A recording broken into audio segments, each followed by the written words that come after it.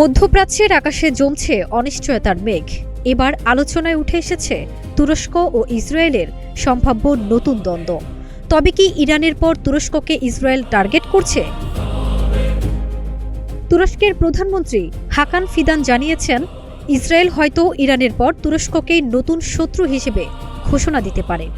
বার্তা সংস্থা আনাদুলু নিউজকে দেয়া এক সাক্ষাৎকারে তিনি বলেন, ইসরায়েল কোনো শত্রু ছাড়া টিকে থাকতে পারে না, তাই তারা নতুন শত্রু খুঁজছে। এই বক্তব্যের মধ্যে স্পষ্ট হয়ে উঠছে মধ্যপ্রাচ্যের পরিবর্তনশীল কৌশলগত বাস্তবতা।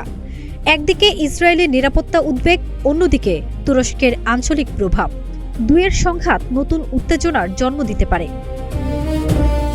এদিকে সমান্তরালে চলছে যুক্তরাষ্ট্র ও ইরানের জটিল সম্পর্কের নতুন অধ্যায়।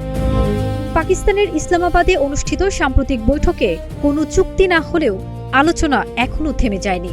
ইরানের প্রেসিডেন্ট মাসুদ পেজেশকিয়ান জানিয়েছেন, যুক্তরাষ্ট্র যদি তাদের অবস্থান পরিবর্তন করে এবং ইরানের জাতীয় অধিকারকে সম্মান করে, তাহলে সমঝোতার পথ এখনও খোলা।